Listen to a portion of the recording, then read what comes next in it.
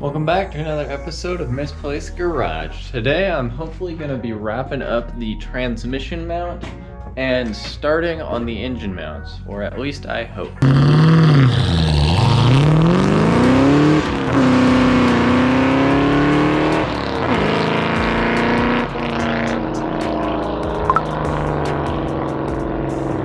So since the steel plate has to sit on top of this, you can see where the bolt basically was, where it was touching in place. I'm going to be cutting out about from here, back, and then also down below so that I could get a ratchet in there to unscrew the bolts on the bottom. I'm going to see if I can drill holes in that bottom part, but I think since it's round I won't be able to very easily. But this plate fits over nearly perfectly, and in theory I could get to these screws in the bottom through this little back hatch, but you won't really be able to get the bolt out and it won't be very easy to thread it in. I used a Dremel cutoff wheel to cut another square down there in the bottom. Now I'm not sure if that's going to be big enough to service for the bolt holes, but I'll find out. I'm probably going to tack weld this thing down and then see if I can unscrew the bolts from underneath, and if not, I will cut a little bit larger of a square out of there. I figure leaving the most amount of metal is best for this situation. So where I had cut the frame away in here, it is still hitting back in this corner because it's too wide. So I'm actually going to cut some of this down. I don't believe I'll be needing whatever this is supposed to be, so I can just get rid of it anyways. I don't even, if you're a Miata person, tell me what that is, because I don't even know what it is, but hopefully I don't screw it all up cutting it off.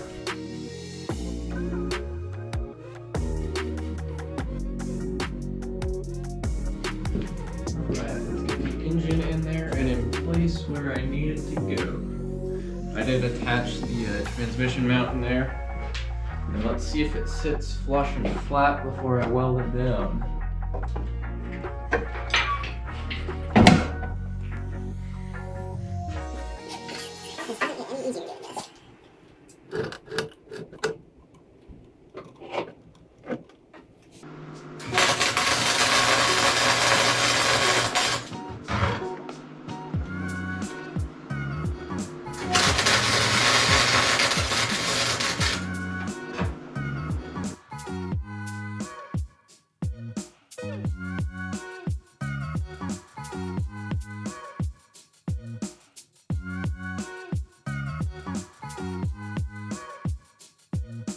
Proving to be pretty hard to weld because I left these on there. I don't want to cut them out, but I also want better welds on there, so I'm deciding, and the plate bent up a little bit, so I clamped it down so I can weld onto the front side now. But it's proving to be quite a task. I can't get very nice welds, but they do seem to be sticking.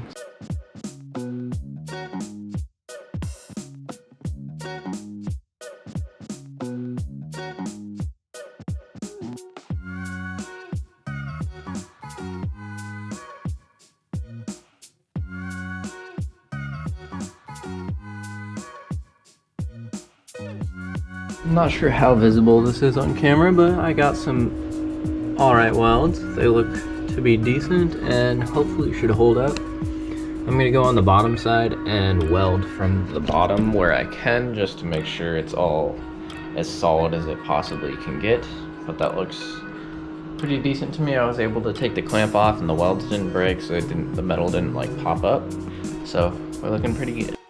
Alright guys, I got the transmission mount brace welded in there. I got both sides on the top, and then I got what of the bottom that I could get, but it looks to be where it needs to be and structurally strong enough. Like, I cannot get that thing out of there no matter how hard I hit it, so that's good. Let's see if I can get the engine back in there, and then I can start designing a motor mount for it. Well, the transmission actually bolted up pretty dang easily. I'll show you guys underneath what it looks like down there. It's not beautiful, And I'm probably gonna come back through and weld some more steel on here, but it looks to be pretty dang good. It has plenty of room for the drive shaft to spin and or having a larger drive shaft, so that's not a big deal. And it's pretty much lined up like straight. Like, I don't think I could have got this in a better position. Now that I have the transmission mounted, I can get to working on mounting the engine, and it appears that the engine, the OEM engine mounts can actually be reused in this situation because it pretty much lands exactly where I would want engine mounts to be anyways, including this side, so I think it shouldn't be too hard in my opinion.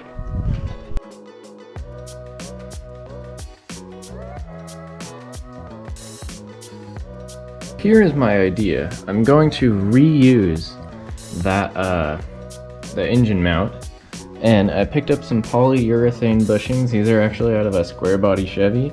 These are for a shackle, so these should be plenty strong. And then I also picked up some tubing, in which though that fits in pretty much perfectly. And so either this tubing is going to be mounted on the,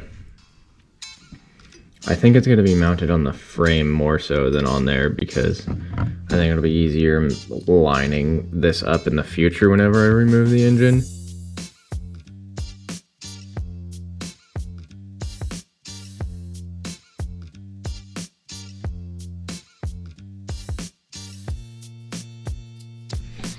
Yeah, so I got both sides of the frame grinded down. I need to do a little bit more behind these with like a Dremel or something.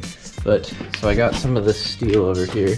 I can use this as the base plate on the frame, and then I'm going to use this, I think this is 2-inch, maybe it's 1.5 inch, as I'm going to bend it in 2 spots as like a fork coming down that go over the tubing, and that should create a pretty strong engine mount with polyurethane bushings, so that's a big plus. The engine won't move very much and it'll last a long time, but it'll have that slight amount of engine vibration dampening that I wanted. I wanted to mention, one of my subscribers sent this out to me, and this is a piece that's missing off of the exterior of the car. It actually goes right back here. This is something that's bothered me for a long time, but yeah, it connects right here. As you can see, I started taking it apart, but it's way too hard to work back there to try and get this thing on there. It looks like it might need a little bit of bending to get it to fit correctly, but I really appreciate him sending this out, so shout out to you. Anyways guys, hopefully in the next video this engine will be completely mounted up. But yeah, that's the end of today's video. Please like, comment, and subscribe, and I will see you in the next one.